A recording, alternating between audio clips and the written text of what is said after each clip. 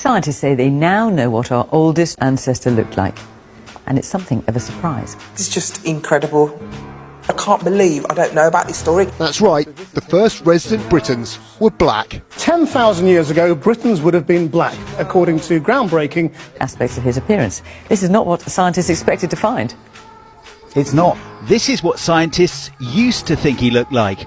Cheddar Man has long been believed to be the oldest known complete skeleton from a time when humans came to live in Britain. The most important Roman who actually ever came to Britain was the African emperor, Septimius Severus. Hold on. Okay. Are you telling me there was an African emperor? And he was one of the greatest Roman emperors. Said that he fails to see London anymore as being an English city. So do you agree with that, Mr. Roger? Well, in parts of London I do, yes. The first thing he does is build the walls of Roman London. Wow. So the city of London to this day is defined by the African emperor Septimius Severus. This is a man who's there all the time. He's right in front of us all the time in the British Museum, but nobody knows unless you dig into the story.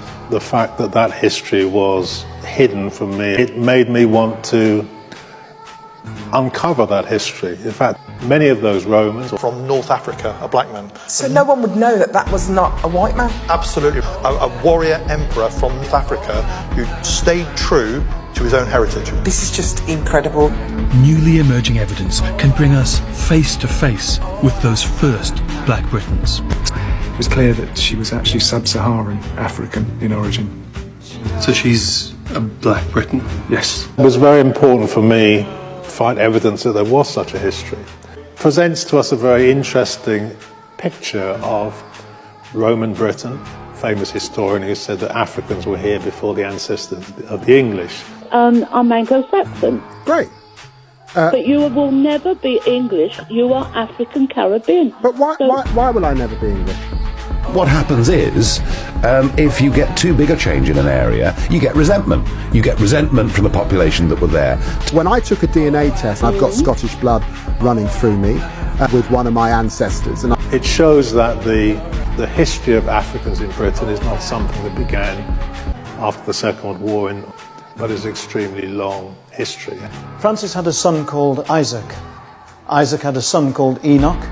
Enoch had a son called Edward.